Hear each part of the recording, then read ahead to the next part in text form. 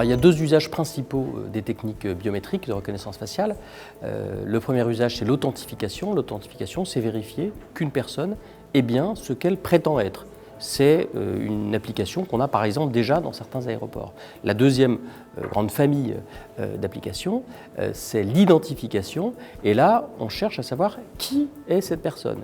Et ça suppose qu'on ait, outre le gabarit biométrique de la personne, une base de données, un fichier dans lequel on va aller chercher si on connaît la personne concernée. Ce sont des outils qui évoluent à toute allure, les algorithmes sont de plus en plus fiables, mais la France, avec son règlement sur la protection des données personnelles, je dirais, est très limitée. Donc nous, ce qu'on propose, c'est une loi d'expérimentation qui nous permet, dans certains cas bien précis, d'utiliser cette technologie tout en protégeant les libertés publiques et en mettant clairement des lignes rouges, des interdits, par exemple pour éviter toute discrimination raciale ou sexuelle.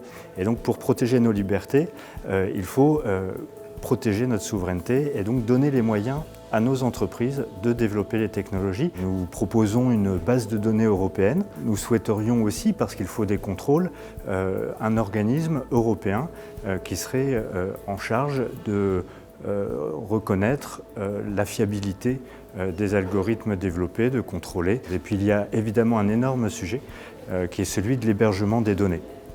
Et là aussi nous proposons qu'il y ait un effort européen et un contrôle européen. Nous interdisons la notation sociale, la reconnaissance des émotions, l'utilisation par les acteurs privés, tout ce qui est utilisation en temps réel sur la voie publique sans contrôle. Donc on a un cadre qui est extrêmement sévère pour que la reconnaissance faciale ne devienne pas une intrusion dans nos vies personnelles.